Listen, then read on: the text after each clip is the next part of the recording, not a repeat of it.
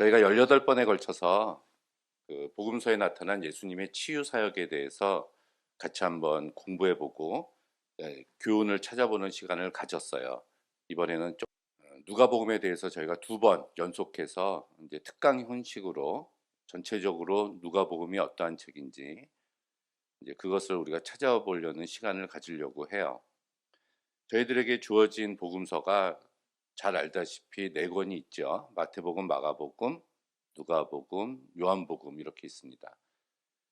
특히 앞에 있는 3가지 복음서를 우리가 같은 관점에서 쓰여졌다고 해서 공간 복음서라고 이야기를 하고, 요한복음은 거기에 신학적인 의미가 강하게 가미가 돼서 이 공간 복음 3권과 이제 분류를 합니다. 이제 각각의 복음서마다 좀 특징이 있어요. 이 복음서가 쓰여지게 된 동기는 예수님을 믿고 있었던 많은 제자들, 또 예수님의 기적에 참여했었던 자, 고침받은 자들, 그리고 예수님을 직접 본 사람들이 시간이 지나면서 이제 하나 둘씩 그들이 죽어서 이 땅에 생존하지 않는 상황에 처하게 됐습니다.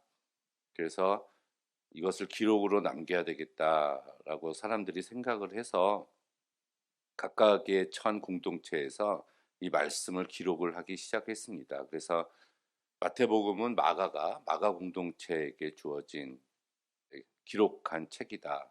요한복음은 사도 요한이 요한 공동체에게 예수님에 대해서 이제 증거하려고 기록한 책이다. 우리가 이렇게 볼 수가 있습니다. 이 4개의 복음서 중에서 제일 먼저 쓰여진 것은 우리가 마가복음이라고 해서 이 마가복음이 먼저 기록됐고, 마태, 누가, 요한이 이 마가복음을 참고해서 또 자기들이 가지고 있었던 자료들을 또 첨부해서 기록을 했었다고 이렇게 이야기를 해요. 그 중에서도 이제 독일어로 이제 큐 문서라는 것이 등장을 합니다. 지금 제가 기록물로 남겨져 있지는 않는데, 그 예수님의 설교집, 예수님의 어록, 예수님의 말씀을 모아놓은 어떤 기록물이 문서로 존재를 했었다고 학자들이 이야기를 해요. 그래서 우리가 큐 문서라고 하는데, 우리가 마테마가 누가 요한복음에 뭐 예수님의 말씀 비유 같은 것이 거의 동일하게 이렇게 기록이 된 것을 보면 그런 것들은 큐 문서라는 것에 의존을 해서 이들이 기록을 하지 않았나, 우리가 이렇게 생각을 합니다. 각각의 특징이 있죠. 이제 마태복음은 유대인 공동체, 대부분의 공동체에서 생활하고 있었던 사람들이 유대인이었어요. 그래서 구약에 대한 그런 이스라엘 역사, 구약에 대한 지식을 잘 가지고 있었죠. 그래서 마태복음 1장 1절 시작할 때 아브라함이 이삭을 낳고, 이삭이 야곱을 낳고, 이런 식으로 해서 구약에서 예언했었던 메시아가 바로 임마누엘 예수님이시다고 하는 유대인들을 위해서 쓰여진 복음서다. 우리가 이렇게 볼 수가 있습니다. 그에 비해서 이제 마가복음은 정반대로 이방인을 위해서 쓰여진 책이다. 이렇게 보고요. 누가복음은 또 뭐 가난한 자들, 일반 백성들을 위해서 기록한 책이고, 요한복음은 이제 그것과는 결이 또 굉장히 틀립니다. 굉장히 신학적인 요소들이 굉장히 많이 첨부되어 있는, 또 가장 나중에 쓰여진, 그때는 어느 정도의 신학적인 사상이 좀 완성이 돼 있었던 것 같아요. 그래서 초기 기독교 시대의 기독교 사상을 위협하는 영지주의에 또 대항하기 위해서 요한이 요한복음을 쓴 것이다라고 이렇게 말을 하기도 합니다. 오늘은 그 중에서 이 누가복음에 대해서 제가 말씀을 드리려고 해요. 그래서 오늘은 누가복음 1장에서 9장 50절까지, 다음 시간에는 9장 51절에서 19장까지 이렇게 2번에 걸쳐서, 또 마지막 뒷부분은 24장까지 끝부분은 나중에 고난 주간이 찾아오면은 마지막 예수님 6월절에서 일주일 동안의 기록에 대해서는 그때 가서 한번 다뤄보는 시간을 갖도록 하겠습니다. 저는 이제 마가복음을 개인적으로는 굉장히 좋아해요. 왜 그러냐면은 가장 먼저 쓰여졌다는 것, 그렇다면 생생한 예수님의 모습을 담고 있다. 것. 그래서 부사 같은 것들이 굉장히 많이 등장을 하고요. 특히 한 어린아이가 왔을 때 이 어린아이와 같지 않으면 천국에 들어갈 수 없다라는 말씀이 곳곳에 나오는데, 마태마가 누가 다 나오는데, 마가복음에서는 특별히 예수께서 그 어린아이를 꼭 안아주시면서 말씀하셨다, 이런 표현이 나옵니다. 그래서 제가 그런 표현 때문에 이제 마가복음을 더 친근하게 생각을 하고, 우리가 처음에 복음서를 접할 때는 마가복음을 제일 먼저 읽는 것이 좋다고 생각을 해요. 왜냐하면은 아까 말씀드렸듯이 이방인을 위해서 쓰여진 책이기도 하고, 그리고 가장 복음에 대해서 명료하게, 그리고 분량도 사실은 제일 작습니다. 16장인데 그거를 제일 먼저 읽고, 그 다음에 누가복음, 그 다음에 마태복음, 그 다음에 한참 있다가 다른 복음서들, 뭐 다른 신약 성서들 성경을 읽고 나서 마지막에 요한복음을 읽는 이런 순서가 저는 바르다고 생각을 해요. 우리가 교회 새가족, 새신자로 처음 나와서 요한복음부터 이렇게 접하게 되면은 조금 어려워서 넘어가기가 조금 힘든 그런 경향도 우리가 찾아볼 수가 있습니다. 그래서 오늘은 누가복음 1장에서 9장 50절까지만 하도록 하겠습니다. 그렇게 나눈 이유가, 크게 누가복음은 세 가지 부분으로 나눌 수가 있어요. 첫 번째는 예수님이 탄생하시고 어린 시절부터 시작을 해서 예수님의 그 모든 갈릴리 지역에서 행했던 모든 사역들을 1장에서 9장 50절까지 이렇게 모아놨어요, 누가가. 그리고 9장 51절에 마침내 예루살렘을 향해서 예수께서 출발하셔서 19장에 예수님이 예루살렘에 도착을 하십니다. 그리고 나서 19장부터 24장까지 마지막 일주일에 대해서 예수님의 사역, 6월절 마지막 일주일 기간을 다루고 있습니다.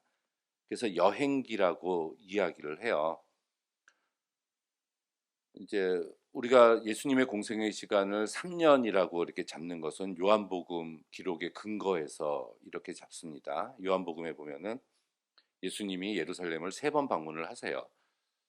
다른 절기에 한 번 더 방문을 하시는데 그게 6월절이라 그러면 4년이 되거든요.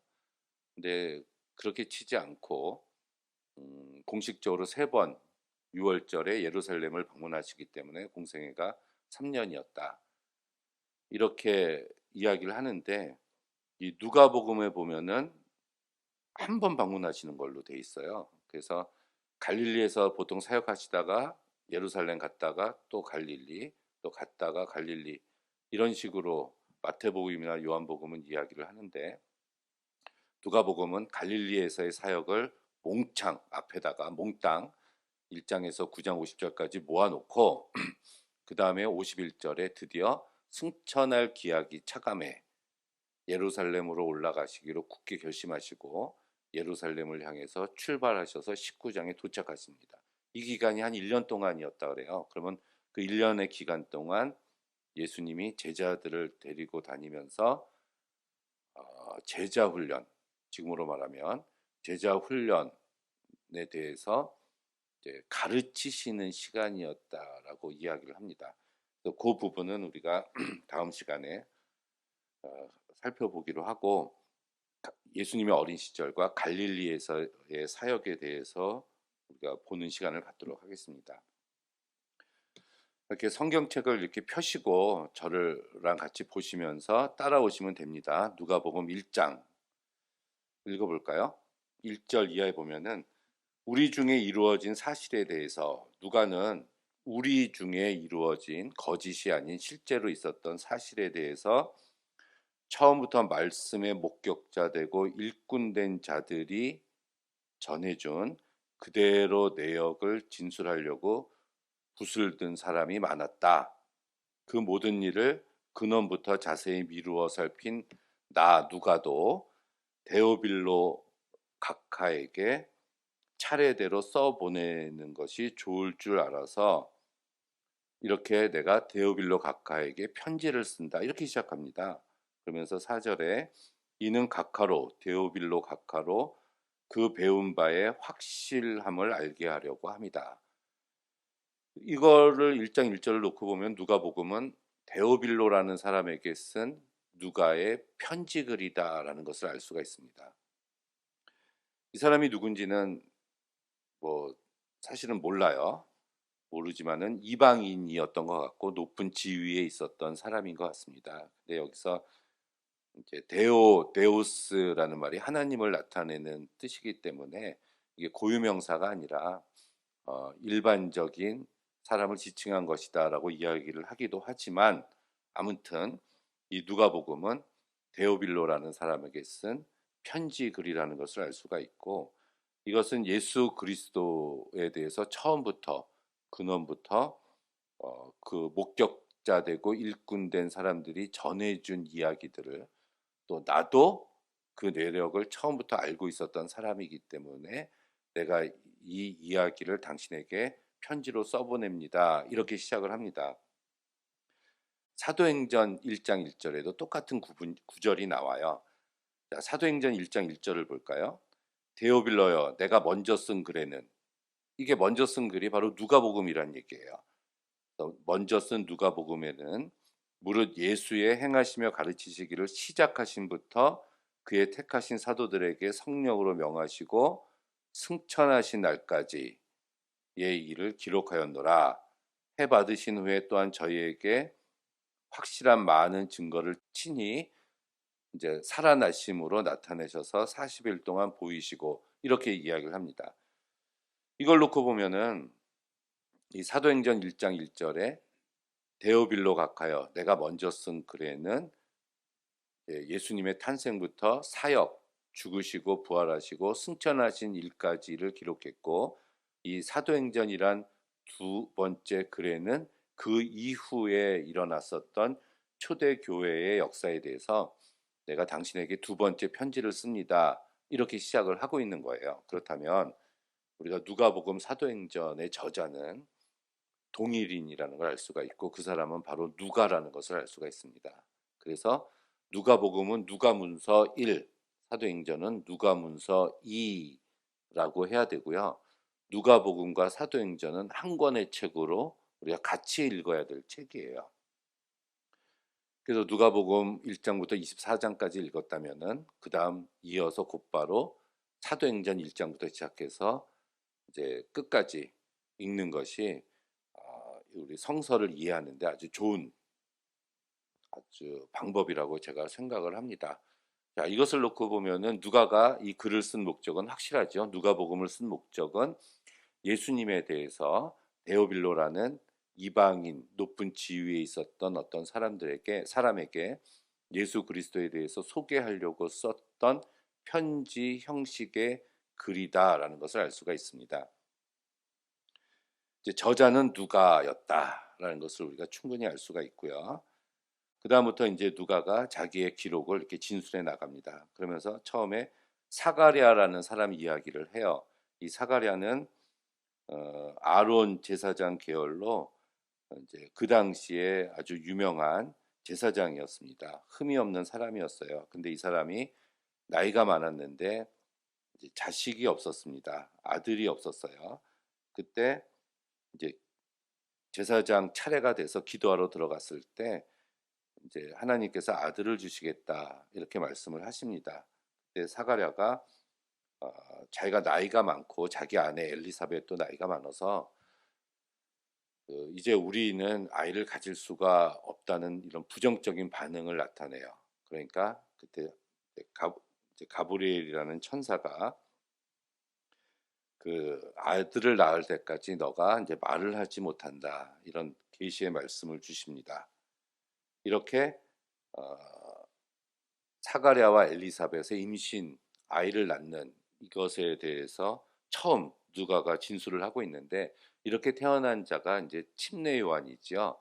그래서 예수님과 침례 요한의 관계를 밝히는데 그 첫 번째 이 초점을 또한 가지고 있는 것을 알 수가 있어요. 사가랴는 굉장히 훌륭한 가문이었고 의인이었고 흠이 없는 사람이었음에도 불구하고 자식을 달라고 하나님께 기도를 했지만 막상 하나님께서 응답을 해 주시겠다고 말했을 때 그거를 믿지 못하는 사람이었습니다. 그동안에 오랫동안 자식을 달라고 기도했는데 하나님이 안 주셨습니다. 이제는 내가 나이가 너무 많았는데, 너무 많아서, 내 안에도 너무 많아서 이제 경수가 이미 끊어진 상태라서 이제는 아들을 얻는 것이 불가능하다, 이런 반응을 보여요. 이것을 통해서 우리가 알 수 있는 것은, 만약에 예전에 젊었을 때 사가랴가 기도해서 하나님께 아들을 구했을 때 그가 아들을 얻었다면 하나님이 주신 아들이라고 생각하지 않고 자기의 능력으로 얻은 아들이라고 생각을 했을 겁니다. 이것이 우리의 기도의 차이가 아닐까요? 우리는 하나님께 어떤 기도를 했을 때 응답해 주시면은, 물론 하나님이 응답해 주신 거라고 생각을 하기도 하지만, 또 내 힘으로, 내 능력으로, 저절로 이루어진 일이라고 우리가 착각할 수도 있어요. 이 말씀을 통해서 우리가 알 수 있는 것은, 하나님께서는 너의 능력이 하나도 없을 때, 나의 능력이 하나도 없을 때, 오로지 하나님의 능력만을 의지할 그 순간이 됐을 때 바로 그 기도에 응답을 해주신 것이 아닌가. 그렇다면 그 기도의 응답은 전적으로 하나님이 주신 응답이라는 것을 우리가 알 수가 있겠죠. 사가랴의 이 침례 요한을 낳은 일이 바로 그것에 해당이 되지 않나, 이렇게 생각을 해봅니다.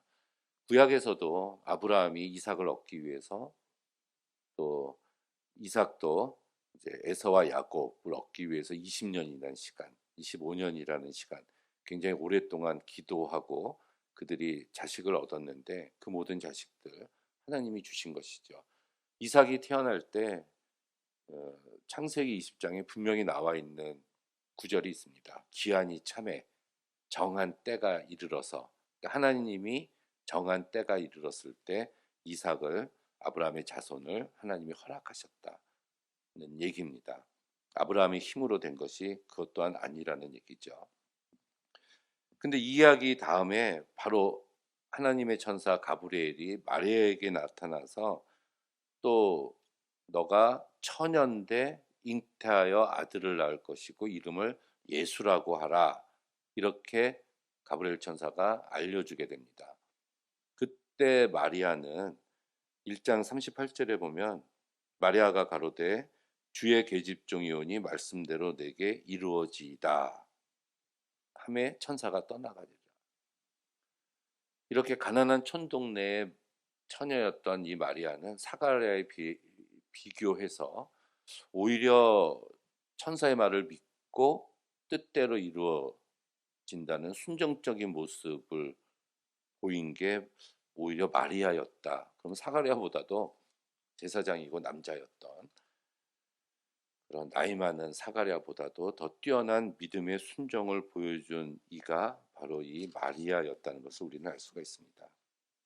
그래서 그 뒤에 마리아가 엘리사벳을 방문하게 되고, 엘리사벳이 마리아 태중에 있는 그 예수를 알아보고 찬양을 하게 되고, 석 달쯤 있다가 마리아가 자기의 집으로 돌아오게 돼서 그 예수를 이렇게 낳게 됐죠.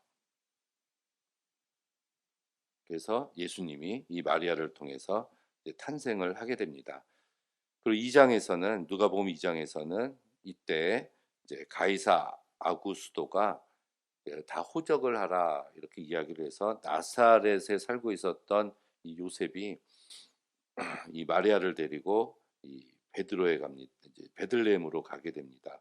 그래서 베들레헴에 가서 2장 7절에 드디어 마다들을 낳아 강포에 싸서 구유에 뉘었으니 이는 사관에 있을 곳이 없었습니다.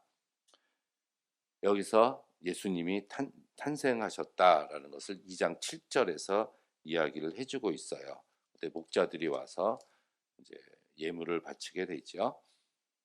그리고 나서 2장 21절에 보니까 태어나신 지 8일 만에 할례할 기간이 찼을 때 이스라엘 모세의 법대로 정결을 행하기 위해서 예루살렘에 이 요셉과 마리아가 예수님을 데리고 갑니다. 거기서 시므온이라는 사람을 만나게 돼요. 이 사람은 의롭고 경건해서 이스라엘의 위로를 기다리는 자였는데 성령이 함께 하셨던 자였습니다. 이 사람은 그리스도를 보기 전에는 자기가 죽지 아니라 하는 성령의 지시를 받은 사람이었어요. 이제 이 사람이 드디어 시므온이 아기 예수를 발견하게 되고 또 예수님이 하나님의 아들이다라고 찬양을 하게 되는 장면이 한 번 더 나와요. 그리고 그 유명한 이 40절에 아기가 자라며 강하여지고 지혜가 충만하여 하나님의 은혜가 그 위에 있더라 하는 예수님의 어린 시절에 대해서 약간의 언급이 있습니다. 마태복음이나 마가복음, 요한복음에는 예수님의 어린 시절에 대한 기록이 없는데 누가복음에만 유일하게 나오고 있어요. 특히 예수님이 12살 때 그 예루살렘에 가셨다가 실종된 사건이 있죠. 그 이야기도 이 누가복음에만 이야기를 전해지고 있습니다.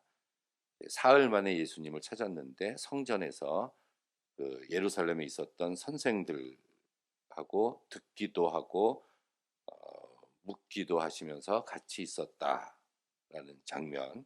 이렇게 1장하고 2장에서는 예수님의 탄생과 어린 시절에 대해서 이야기를 해주고 드디어 이제 3장에서 침례 요한이 등장하고 예수님이 요단강에서 이 침례 요한에 의해서 침례받는 장면이 나옵니다. 그때 예수님이 침례를 받으실 때 성령이 비둘기같이 그 위에 임하셨고 하늘에서 소리가 났는데 너는 내 사랑하는 아들이다. 내가 너를 기뻐하노라 라는 음성과 함께 이렇게 예수님이 침례를 받게 되는 장면이 나옵니다. 그래서 이 침례 요한은 그 예수님과 뗄래야 뗄 수 없는 관계에 있는 사람이라고 우리가 볼 수가 있겠죠. 이 사람은 뭐 SNF파였다라고도 얘기를 하는데 그 광야에서 하나님의 메시지를 전하는 그런 뭐 엘리야 시대 때 이후로 끊어졌었던 그런 선지자적인 그런 역할을 감당하고 있는 자였습니다. 이 침례 요한에 대한 소개를 3장에서 좀 하고 있는데요. 이 3절 끝에 보니까 회개의 침례를 전파하는 자였다. 이렇게 얘기를 합니다. 그러니까 회개라는 말이 이 누가복음에 처음 등장을 해요. 그래서 요한이 이제 독사의 자식들아 하면서 유대 종교 지도자들을 신랄하게 비판하면서 이제 회개하라, 회개 열매를 맺어라 이야기를 하는데 그래서 이때 무리들이 물어봅니다. 그러면 우리가 무엇을 하여야 됩니까? 이때 침례 요한이 뭐라고 이야기를 하냐면 3장 11절에 옷 두 벌 있는 자는 옷 없는 자에게 나눠줄 것이요 먹을 것이 있는 자도 그렇게 해라. 우리들이 질문하니까. 그러니까 세리들이 또 우리는 무엇을 할까요? 그랬더니 정한 세금 외에는 늑징치 말라, 이제 더 받지 말라 이렇게 얘기를 하고요. 군인들이 또 물어봅니다. 우리들은 무엇을 합니까? 그랬더니 사람들에게 강포, 폭력을 행사하지 말고 무소하지 말고 고소 고발하지 말고 너희들의 받는 월급, 급여에 족한 줄 알라. 사실 이게 침례 요한이 맺힌 회개였어요. 뭐 골방에 들어가서 가슴을 치고 손을 들고 하나님을 향해서 우러러보면서 눈물 콧물을 흘리면서 탄식하라는 회개가 아닙니다. 열매라는 말이 나와요. 열매를 맺어라. 회개의 열매를 맺어라. 그런데 이 요한이 말한 이 회개의 열매는 필요 이상의 것을 갖지 말라는 거죠. 옷 두 벌 있는 자는 옷 없는 자에게 나눠줘라. 먹을 것도 그렇게 해라. 필요한 것 이외에는 갖지 말고 그리고 정한 세 위에 그러니까 남의 것을 탐하지 말라는 얘기죠. 남의 것을 탐하지 말고 남에게 폭력을 행사하지 말고 남에게 거짓 증거를 하지 말고 너희들의 주어진 것에 넉넉하면서 사는 것이 회개에 합당한 열매를 맺고 사는 삶이라고 얘기를 합니다. 우리가 회개합시다, 회개합시다, 회개하자, 기도하자, 회개 운동, 성령 운동 이렇게 하는 것도 좋지만 이게 열매로서 그의 삶에 이런 모습들이 보이지 않으면 그 사람은 회개하지 않은 사람이 아닐까요? 변화하지 않은 그리스도인은 그리스도인이 아닙니다. 내가 말로만 입으로만 혀로만 예수 믿어요. 나는 그리스도인이에요. 교회 다녀요. 하면서 그들의 행동에 이러한 것들이 따르지 않는다면 저는 그 사람은 절대 그리스도인이라고 생각하지 않아요. 자, 그리고 이제 예수님의 족보가 나오고 4장에서 예수님이 40일 동안 광야에서 시험 받으시는 이야기가 나오고 시험 받으시고 난 다음에 맨 처음 예수께서 가서 사역을 하신 곳이 4장 16절에 보니까 자기의 고향 나사렛이었어요. 그래서 한 회당에 들어가서 이사야 글을 읽고 있는 사람들을 보고 그 이사야 글에 나타난 사람이 바로 나다라고 예수께서 말씀하셨는데 그때 나온 그 이사야서의 본문이 61장 이하입니다. 이사야서 이렇게 써 있네요. 주의 성령이 내게 임하셨으니 이는 가난한 자에게 복음을 전하게 하시려고 내게 기름을 부으시고 나를 보내사 포로된 자에게 자유를 눈먼 자에게 다시 보게 함을 전파하고 눌린 자에게 자를 자유케 하고 주의 은혜의 해를 전파하게 하려 함이라. 이런 말씀이 이사야서 61장에 나오는데 바로 이 사람이 바로 예수님이다라고 누가가 소개를 하고 있는 겁니다. 그럼 예수님이 오신 사역은 여기서 나타나요. 가난한 자에게 복음을 전하러 오신 분이시고 포로된 자에게 자유를 주시고 눈먼 자를 보게 하고 눌린 자를 자유케 하려고 오신 분이 바로 예수님이고 예수께서는 그러한 사역을 감당을 하셨다는 얘기입니다. 그럼 예수님이 찾으시는 자는 가난한 자, 포로된 자, 눈먼 자라는 얘기죠. 물론 영적으로 그러한 자를 이야기하지만 영적뿐만이 아니라 육적으로도 이러한 자들에게 실제로 자유를 주시려고 복음의 자유를 주시려고 예수님께서 이 땅에 오신 것이다 라고 볼 수가 있습니다. 그런데 이 나사렛에 있었던 사람들은 이 사람은 어렸을 때부터 우리와 함께 있었던 그 요셉의 아들이 아니냐 금옥수가 아니냐 하면서 업신 여기게 되고요. 그러자 예수께서는 사렙다 엘리야 시대 때 있었던 사렙다 가부 그리고 엘리사 시대 때 있었던 나아만 장군이 문둥병 고침 받은 것처럼 이런 이방인들이 오히려 둘 다 이방인이죠. 고침을 받을 것이다. 이스라엘 사람들이 아니다라고 이야기를 하니까 이 나사렛 사람들이 이 예수님을 낭떠러지로 끌고 가서 죽이려고 합니다. 그래서 예수님이 그냥 지나가시다 이렇게 표현을 하고 있어요.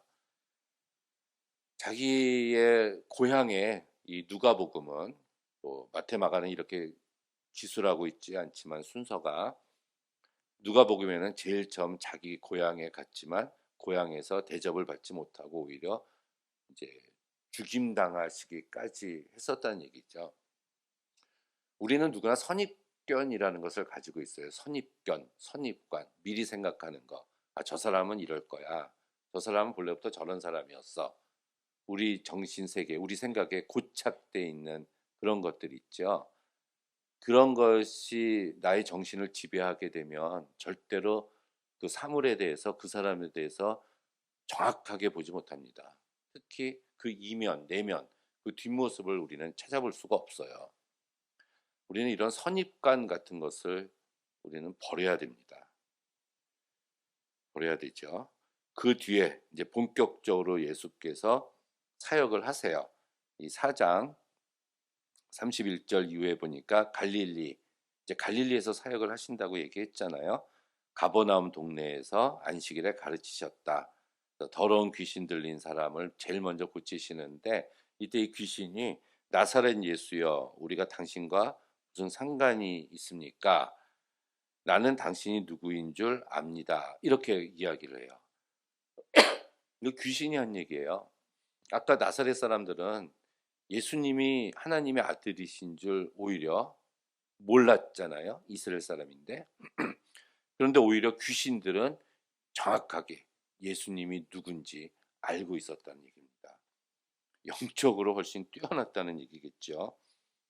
그리고 나서 38절에 예수님이 시몬의 집에 가서 시몬의 장모가 중한 열병에 걸렸는데 그 열병을 고쳤다. 이 시몬이 베드로입니다. 이걸 놓으면은 베드로를 제자로 먼저 택하고 나서 집에 가서 고쳐준 게 아니네요. 예, 베드로를 제자로 선택하는 건 5장에 나오고요. 이 누가복음에 보니까 그 먼저 4장에서 베드로의 장모를 고쳐주십니다. 그럼 베드로는 자기 아내와 또 자기 동생 안드레하고도 살고 있었고 장모를 모시고 살고 있었다는 것을 알 수가 있습니다. 그리고 해질녘에 이 시몬의 집에 베드로의 집에 이제 각색병으로 앓는 자들이 많이 찾아오니까 예수님이 고쳐주십니다. 그때 40절에 이런 표현이 나와요. 예수께서 일일이 그 위에 손을 얹으사 고치시니 예수께서 일일이 하나씩 손을 얹어서 그 사람들을 고쳐주셨다 이렇게 이야기를 합니다. 일일이 그 위에 손을 얹었다. 저는 이런 표현들이 성경의 성서를 볼 때 저는 굉장히 저의 심금을 울립니다. 굉장히 좋아요.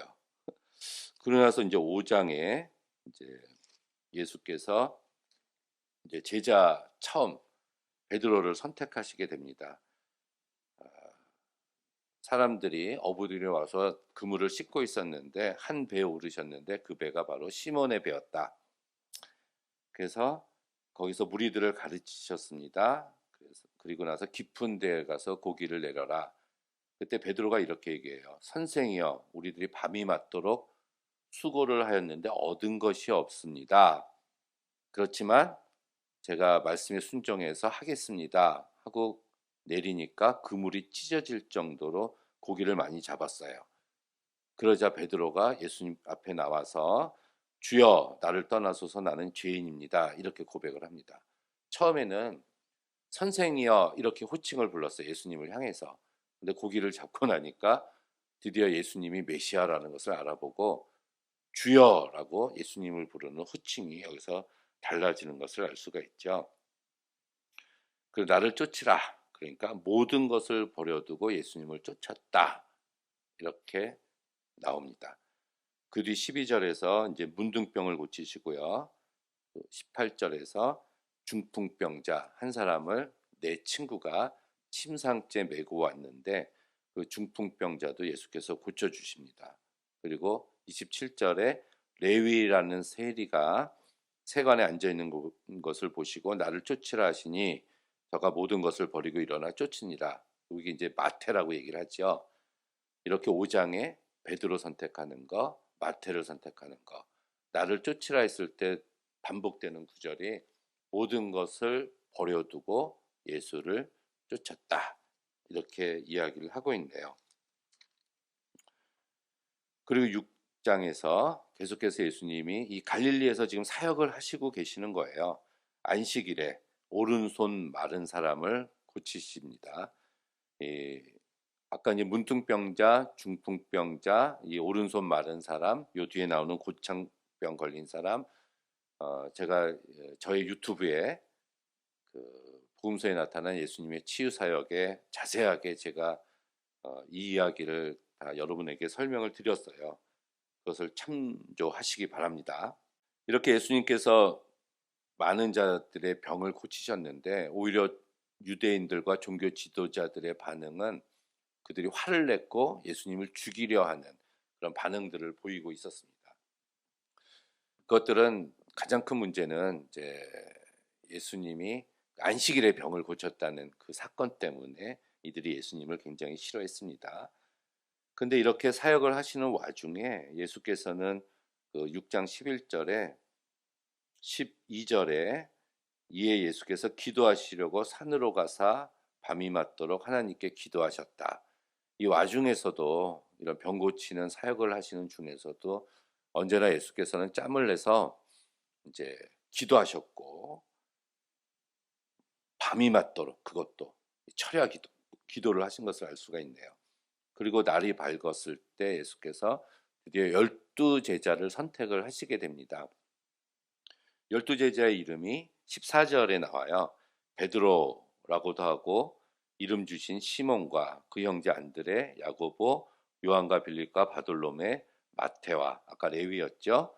도마와 알페오의 아들 야고보, 셀롯이라고 하는 시몬, 그리고 야고보의 아들 유다와 예수를 파는 자 될 가룟 유다, 이렇게 12명의 제자를 예수께서 이제 선택을 이렇게 하시게 됩니다. 그리고 계속해서 예수께서 이제 이 제자들을 향해서 말씀을 하세요. 20절 이하에 보니까 가난한 자는 복이 있나니 하나님 나라가 저희 것이요 줄인 자는 복이 있나니 배부를 것이요 이제 우는 자는 복이 있나니 웃을 것이요, 이렇게 유명한 말씀을 하십니다. 우리가 이 마태복음에서는 산상수훈에 나오는 그런 말씀인데요. 여기서 누가는 그중에서 세 가지만 이야기를 합니다.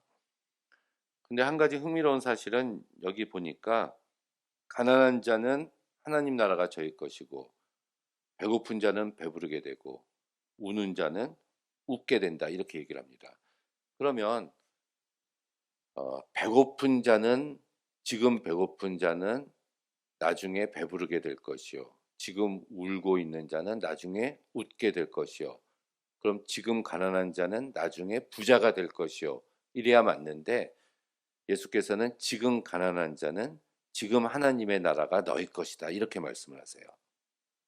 이 시제를 보면 지금 우는 자는 나중에 웃게 되고 지금 배고픈 자는 나중에 배부르게 될 건데 지금 가난한 자는 지금 하나님 나라가 너희 것이다.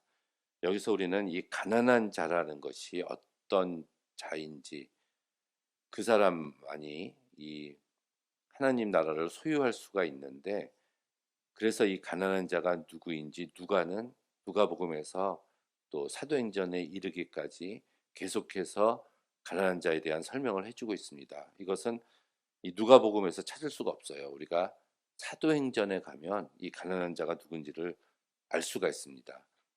그때 가서 우리가 찾아보도록 합시다. 그러면서 이제 교훈에 대해서 말씀을 주시는데 우리가 뭐 어렵지도 않아요. 예수님이 설교하신 거잖아요. 저와 여러분에게. 27절 이후에도 보니까 원수를 사랑하고 너희를 미워하는 자들을 선대하고 저주하는 자들을 위해서 기도하고 능욕하는 자들을 위해서 기도하라, 이렇게 얘기하네요. 축복하고 나에게 잘해주는 사람을 위해서 잘해주라 하는 얘기가 아니에요. 예수님은 너희가 사랑해야 될 대상이 원수라고 이야기를 합니다. 나를 사랑하는 사람을 내가 사랑하는 건 굉장히 쉽잖아요. 근데 원수를 사랑하는 것은 굉장히 어렵습니다. 그때 원수를 사랑해라. 그리고 나를 미워하는 자에게 선대해라. 잘 대해줘라. 저주하는 자를 위해서 축복해줘라. 나를 저주하는 자를 축복해줘라. 너희를 욕하는 자를 위해서 기도해라. 이것이 예수님의 말씀입니다. 그냥 예수님의 말씀이에요. 뭐 어렵게 생각할 것도 없고, 우리가 예수님의 말씀을 지키고 사는 사람이 그리스도인 아닙니까? 그러면 우리가 이걸 해야 되죠. 그러면서 설명을 해주시는데 32절에 너희가 만일 너희를 사랑하는 자를 사랑하면 칭찬받을 것이 무엇이냐? 악인들도 사랑하는 자는 사랑한다. 그러니까 그렇게 하지 말아라. 35절에 오직 너희는 원수를 사랑하고 선대하며 아무것도 바라지 말고 빌려라. 그리하면 너희 상이 크고 지극히 높으신 하나님의 아들이 된다. 하나님께 상을 받으려면, 하나님의 아들이 되려면 이래야 된다는 얘기잖아요. 그러면서 너희 아버지의 자비하신 같이 너희도 자비하라. 자비, 자비해라. 사랑으로 대해라. 이런 얘기죠. 마태는 다르게 얘기해요. 너희 아버지가 온전하신 같이 너희도 온전해라. 근데 누가는 자비하신 같이 자비하라. 그리고 비판하지 말라, 정죄하지 말라, 그리고 용서해라, 그리고 주어라, 이런 말씀들을 예수께서 계속해서 이제 하고 계십니다. 그러면서 46절에 너희는 나를 주여 주여 하면서도 어찌하여 나의 말하는 것을 행치 아니하느냐? 내게 나와서 내 말을 듣고 행하는 자마다 누구와 같을 것을 너희에게 보이리라. 이렇게 주여 주여 부르는 자마다 천국에 들어갈 것이 아니라 나의 뜻대로 행하는 자라야 천국에 들어간 그런 말씀이잖아요. 그러니까 입으로만 주여 주여 해서는 절대로 천국에 갈 수 없다. 이런 말씀이네요. 그리고 7장에서 백부장의 하인 고칩니다. 이 백부장, 이달리아 백부장이라고 마태복음 8장에서는 이야기를 하고 있고 이방인이었죠. 예수님께서는 이 사람을 보고 이스라엘 중에서도 이만한 믿음을 내가 만나보지 못했다. 이렇게 말씀하십니다. 그리고 11절, 7장 11절에서 나인이란 성에서 이제 이 과부의 외아들을 살려요. 과부라고 표현을 했고 그 어미의 독자라고 이야기를 합니다. 그러니까 외아들이잖아요. 과부의 외아들이 죽었습니다. 이 과부는 남편이 없잖아요. 그럼 아들 하나 믿고 의지하고 살았다는 얘기인데 그 외아들 하나가 죽었어요. 그럼 이 여인에게는 남아있는 것이 하나도 없었죠. 그래서 예수께서는 과부를 보시고 불쌍히 여기사 울지 말라 하시고 가까이 오사 그 관에 손을 대시니 그리고 청년아 일어나라 해서 일어났습니다. 불쌍히 여기셔서 예수님이 살려주신 거예요. 이제 3번 나오죠. 나인성 과부의 아들 야이로의 딸 그리고 나사로. 누가복음에 그 2가지 야이로의 딸 한 번 더 이렇게 나옵니다. 그리고 이제 8장에서 이제 예수께서 각 선과 촌에 두루 다니시며 하나님 나라를 선포하시고 복음을 전하실 때 12제자가 함께하였고 또한 마귀를 쫓아내신과 병 고침을 받은 어떤 여자들 하면서 여자 제자들을 소개합니다. 그래서 이제 막달라 마리아 그리고 구사의 아내 요한나, 수산나 다른 여러 여자가 함께했다. 이것을 보면은 예수님의 제자는 12제자들뿐만이 아니었어요. 이 뒤에 70명의 제자들도 나오는데 여성 제자들도 예수님을 따라다녔다는 것을 알 수가 있습니다. 많이 따라다녔어요. 이제 마리아도 있고 야고보와 요한의 어머니도 있었고요. 특히 여기 헤롯의 청지기 구사의 아내, 높은 지위에 있었던 사람인 것 같아요. 그 아내 요한나와 수산나라는 여인도 이름을 들어서 소개를 해주고 있죠. 근데 이들에 대한 표현이 3절 마지막에 자기들의 소유로 저희들을 섬겼다 이렇게 얘기합니다. 그러니까 자기들의 재산을 가지고 예수님과 제자들을 섬겼다. 여기서 섬기다라는 표현도 제자들이 예수님을 섬길 때 섬기다라는 단어와 똑같은 단어예요.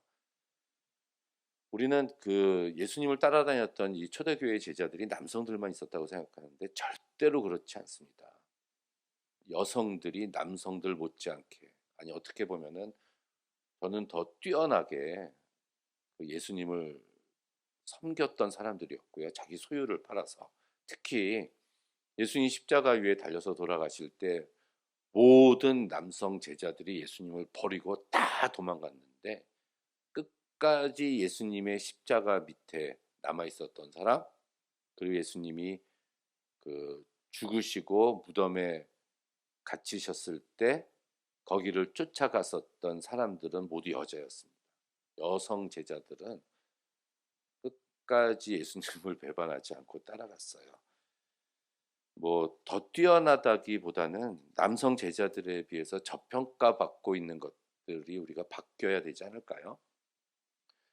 지금도 마찬가지 아닌가요? 이 교회에 우리 남성과 여성들이 동등하게 현재 교회 구성원으로서 공동체를 구성하고 있는데 교회 내에서도 지도자의 자리에 남성들만 올라가고 여성들이 올라가지 않는 것 이것은 아주 비성경적인 일이라고 생각을 합니다. 왜 장로들이 남자들만 되어야 되는지 모르겠어요. 목사도 마찬가지죠. 여자 목사가 되면 안 됩니까? 말도 안 되는 얘기예요. 이게 이거는 성경 역사보다 인류 역사에서 찾아야 될 문제인 것 같아요. 그 예수님이 죽으시고 부활하시고 올라가시고 나서 이 초대교회를 형성했을 때 AD 뭐 1년에서 100년 사이에 그 초대교회를 주도권을 잡고 있었던 사람들이 사실은 여성이 아니라 남성이었습니다. 그래서 그들이 여성들을 저평가해서 사실 이 복음서가 신약 성서가 기록된 이 신약 성서에 남자들의 영향력이 미쳤어요. 그래서 신약 성서에도 사실은 남성을 높이고 여성을 비하하는 기술들이 많이 있습니다. 안타까운 일이죠. 안타까운 일이에요. 수많은 여성 제자들이 묻히고 있다는 현실. 그래서 뭐 그것을 가지고 지금도 이야기를 하는데 뭐 고린도서에 나오는 여자들은 교회에서 잠잠하라 그 얘기하는 그 구절도 잘못 해석되어진 겁니다. 그게 바울이 직접 말한 게 아니에요. 바울이 직접 인용문으로 따온 겁니다. 그러니까 바울이 어떤 사람들이 여자들은 교회에서 잠잠하라 라고 말하는데 이것이 아니다. 문맥적으로 보면은 그런 구절로 우리가 해석을 해야 됩니다. 예, 그리고 이제 8장 그 다음에 5절 이하에 보면은 그 씨 뿌리는 자의 비유가 나옵니다. 길가, 뭐 돌밭, 그리고 가시덤불, 그리고 좋은 땅 뿌리는 자의 비유, 겨자씨 비유, 어, 이런 거 나오고 22절에 제자들과 같이 그 배를 타고 건너가실 때 풍랑이 일었죠. 광풍이 일었을 때 바다를 잠잠케 하시는 그런 능력이 있고 그리고 배에서 내렸을 때 거라사 지방에 가서 거기서 귀신 들린 자 둘을 고치시고 귀신이 돼지떼에 들어가게 되는 거 그리고 다시 배를 타고 돌아오시니까 야이로가 회당장 야이로가 나와서 내 딸을 살려주세요. 그래서 그 딸을 살리러 가는 도중에 12의 혈루증 앓던 여인을 고치십니다. 그리고 야이로의 집에 도착해서 두 번째로 야이로의 딸 죽은 자를 살리시고 그리고 드디어 이제 9장에 이르게 됩니다. 9장에서 또 12제자를 불러 모으시고 귀신을 제어하고 병 고치는 능력과 권세를 주셔서 하나님 나라를 전파하고 앓는 자를 고치게 하려고 내어보냈다. 자, 누가복음에 계속해서 나오는 표현이 두 가지가 있는데요. 하나님 나라를 전파하시고 병든 자를 고치시고 이렇게 두 가지예요. 그러니까 누가복음에서 예수님의 사역은 누가가 하나님 나라를 전파하시는 것 한 가지, 두 번째는 더러운 귀신들을 쫓아내고 병을 고치시는 사역, 이렇게 두 가지 사역을 요약해서 계속해서 이야기를 합니다. 드디어 이제 5장에서 떡 5개와 물고기 2마리로 5천 명을 먹이시는 오병이어의 기적이 나오고 그리고 베드로가 하나님의 하나님의 그리스도 신이다. 예수님께 이런 고백을 합니다. 너희들은 나를 누구라고 하느냐? 마태복음에서는 주는 그리스도시요 살아계신 하나님의 아들이시니이다. 누가복음에서는 하나님의 그리스도 신이이다. 마르다도 이제 주는 그리스도시요 하나님의 아들이시니이다. 이렇게 고백을 하지요. 그러고 났더니 드디어 예수께서 첫 번째 순환 예고를 하십니다. 내가 많은 고난을 받고 내가 죽고 사흘 만에 살아나서 갈릴리에 너희들보다 먼저 가 있을 것이다. 예수께서는 드디어 때가 됐다고 생각하셔서 순환 예고를 하셨는데 이 제자들은 아직도 그것을 받아들이지 못하고 있는 상황이었어요. 마태복음에 보니까 베드로가 아주 기분 나빠하면서 예수님께 대들면서 책망하면서 그렇게 되면은 안 된다라고 발악하는 모습이 나옵니다. 그러자 예수께서는 여기 순환 예고를 하시고 난 다음에 또 무리에게 이르시되 아무든지 나를 따라오려거든 자기를 부인하고 날마다 자기 십자가를 지고 나를 쫓으라. 이렇게 말씀을 하시고 베드로와 야고보와 요한을 데리고 기도하러 산에 올라가십니다. 산에 올라가셨을 때 모세와 엘리야가 영광 중에 나타나서 이제 장차 예수께서 예루살렘에서 별세하실 것을 말씀하셨다. 이런 아주 중요한 구절이 나와요. 31절에 우리가 이제 변화산 사건이라고 이야기를 하죠. 여기서 중요한 단어가 별세라는 단어예요. 엘리야와 모세가 나타나서 이 예수께서 장차 예루살렘에서 별세, 뭐죠? 세상과 이별한다는 얘기죠. 세상과 이별할 것을 얘기했는데 그때 베드로는 졸고 있었다. 이렇게 나옵니다. 별세라는 단어가 하나 나왔고요. 그래서 내려왔을 때 한 귀신 들린 그 아비가 이제 살려주세요. 이렇게 나와서 할 수 있거든이 무슨 말이냐. 믿는 자에게 능치 못함이 없다라고 하면서 그 아이를 살려주시고 나서 그 다음에 이제 결론이네요. 드디어 마지막 51절이 나옵니다. 9장 51절. 그리고 나서 이제 예수께서 장차 승천하실 기약이 차감해 예루살렘을 향해서 올라가시기로 굳게 결심하시고 그리고 출발하셨다 이렇게 나와요. 그러면 이 51절에 출발하셨다 예루살렘을 향해서 출발하셨다가 51절이니까 요 앞에 50절까지 끊어야 된다는 얘기죠. 요게 이제 오늘 저희들이 나눈 말씀입니다. 누가복음 1장 1절에서 9장 50절까지 요 말씀이 예루살렘 이제 예수께서 이제 탄생하시고 어린 시절을 보내시고 침례 받으시고 40일 광야에서 시험 받으시고 본격적으로 본인 사역을 시작하셔서 갈릴리에서 있었던 모든 사역을 여기서 다 완수하시고 드디어 예루살렘을 향해서 출발하십니다. 그게 9장 51절. 그래서 19장에 도착을 하세요. 이게 한 1년 정도 걸렸다고 이야기를 합니다. 그 1년 동안 제자들을 제자 훈련 시킨 거예요. 그래서 뭐 이웃이 누구이냐, 뭐 재물에 대해서, 뭐 기도에 대해서, 탐심에 대해서, 천국에 대해서 여러 가지에 대해서 제자들에게 가르치시게 되죠. 왜냐하면은 예수님 올라가실 거니까. 그러면 이 땅에는 제자들만 남을 거니까. 그러니까 남겨질 제자들에게 하나님 나라의 사역을 이어나가게 하시려고 사명을 맡기시는 훈련을 시키시는 작업이 1년 동안 이어지는 이야기입니다. 그래서 요거는 다음 시간에 그 1년 동안에 어떤 것을 가르쳐 주셨는지 저와 여러분들이 그 예수님의 제자라면은 똑같이 이 제자 훈련 받는 심정으로 우리가 이제 말씀을 받아들여야 될 줄로 믿습니다.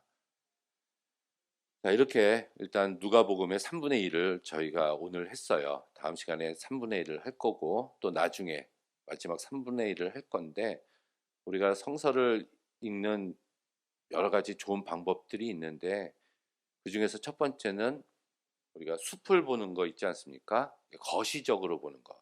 전체적으로 한번 보는 것이 굉장히 중요해요.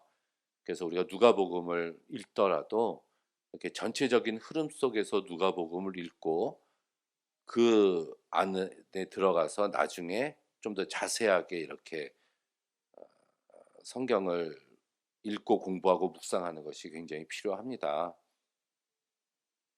그리고 반복해서 읽는 것도 굉장히 중요해요. 한 번 읽는 게 아니라 여러 번, 여러 번. 내가 한 달 동안은 내가 누가복음에 묻혀서 누가복음에 빠져서 살겠다 생각하시고 할 수 있다면은 매일매일 이렇게 읽으면 좋을 것 같아요.